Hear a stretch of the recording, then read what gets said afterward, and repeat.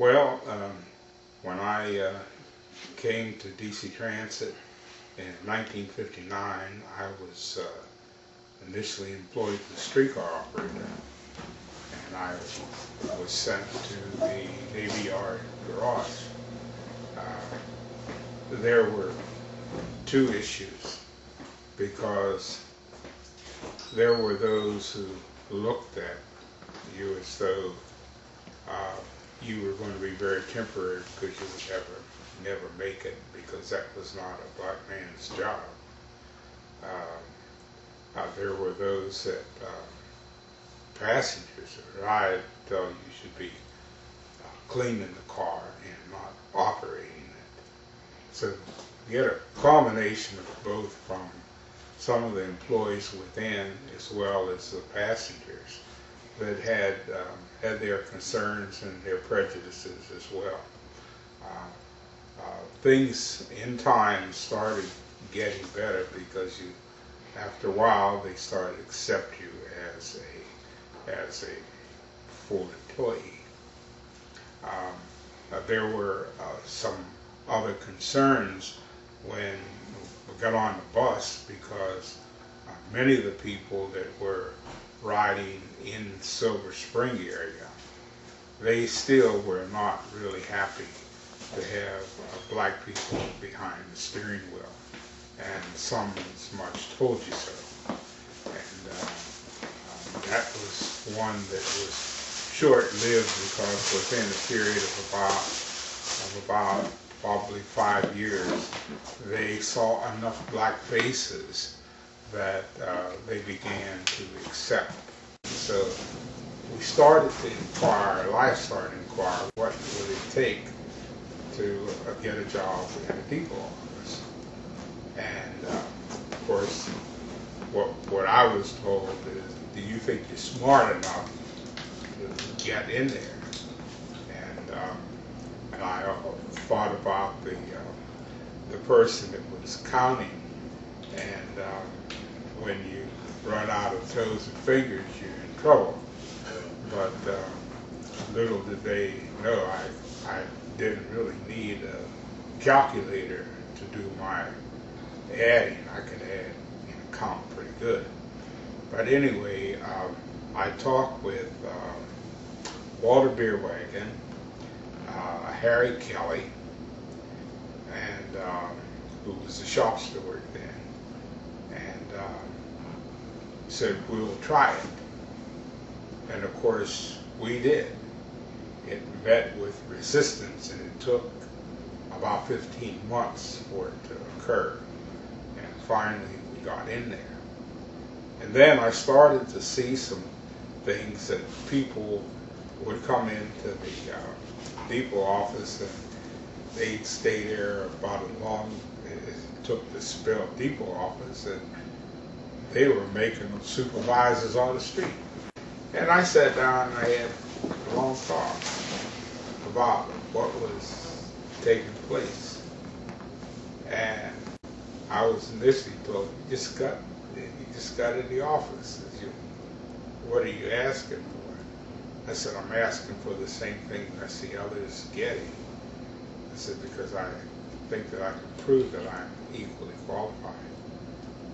And he said, well, you just buy your time. Well, I left.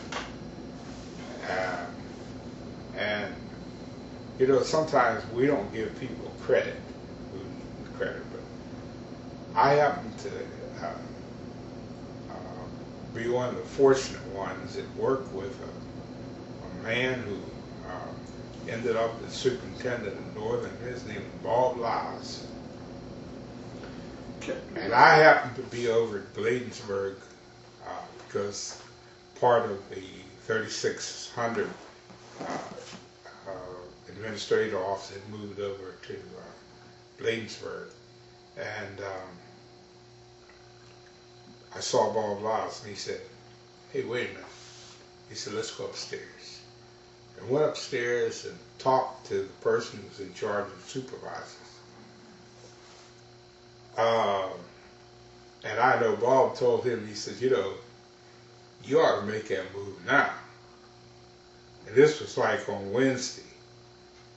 And at Monday, I started training as a supervisor.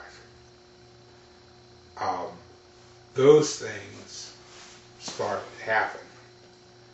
Well, we weren't doing much in a lot of areas. There were no black training instructors. So, total integration, it was like, what I think was taking place, it was like you were always on trial to see if you were going to make it, if you were going to fall on your face. And that was the thing that stayed probably paramount in your mind while you were going through the process. Now, for me, the process in the depot office, when I could ignore a lot of things that happened there, but the things that happened in the street was different, because if you were to confront a white operator about a problem, about 50% of them accepted it. But some were not very nice. And of course, we had to take the action that was appropriate. And I didn't have a problem with that because I did not hesitate. But you know, the people that were your friends coming along, you know, you never had problems with them. Never. They were the ones that initially accepted that change was happening, both black and white. And so, in time, changes started to happen. I was the one that first began to challenge the system. But later, I started to move again. And there were supervisors, assistant superintendents, who really were upset that I tended to move too fast, and they thought those were opportunities that should have been given to them. Well, in time, people began to accept that you can't change. And so we had the opportunity to move a lot of things. We changed a lot of things just with the union, because I had the good fortune of being on the negotiating team for a pretty significant period, probably about 15, 18 years. But during my time as both general superintendent, assistant director, and as the assistant general manager,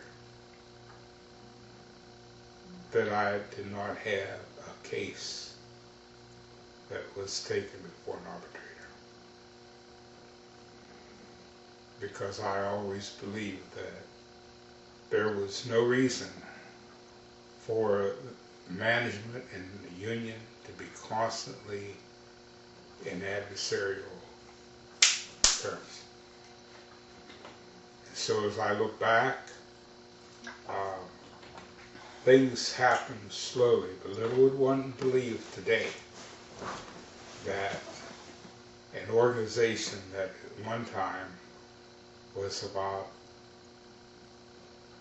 97% Caucasian is today about 95% black.